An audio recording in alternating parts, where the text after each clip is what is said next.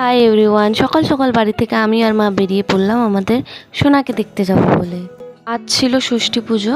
একদিনের অপেক্ষার পর আমাদের বাড়ির নিউ মেম্বারটার সাথে আমাদের আজকে দেখা হবে।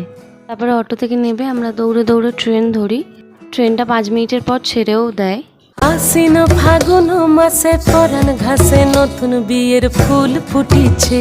তারপরে আমরা কিছুক্ষণের মধ্যে স্টেশন পৌঁছে যাই। তারপর স্টেশনে নেমে প্রথমেই মিষ্টির দোকান যাই। এরপর মা তারপরে বললো চল আমাদের সোনার জন্য কিছু জামা নেওয়া যাক। সেই জন্য আবার আমরা জামা কাপড়ের দোকানে যাই আর এই 3টে জামা আমরা ওর জন্য নিই। জামা কাপড় নেওয়ার পর আমরা অটো ধরে সোজা চলে যাই বৌদিদের বাড়ির সামনে। অটো থেকে নেমে খানিকটা হেঁটেই বৌদিদের বাড়ি।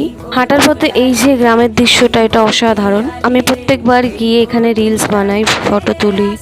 বৌদির বাড়ি গিয়ে দেখি পুজোর জোগাড় হচ্ছে আর আমাদের সোনা তার মায়ের কোলে শুয়ে আছে। এবার আমি ওকে কোলে নিয়ে চুমুতে ভরিয়ে দিয়েছি আর চুমুকে ও বেচারি ঘুমিয়ে পড়েছিল।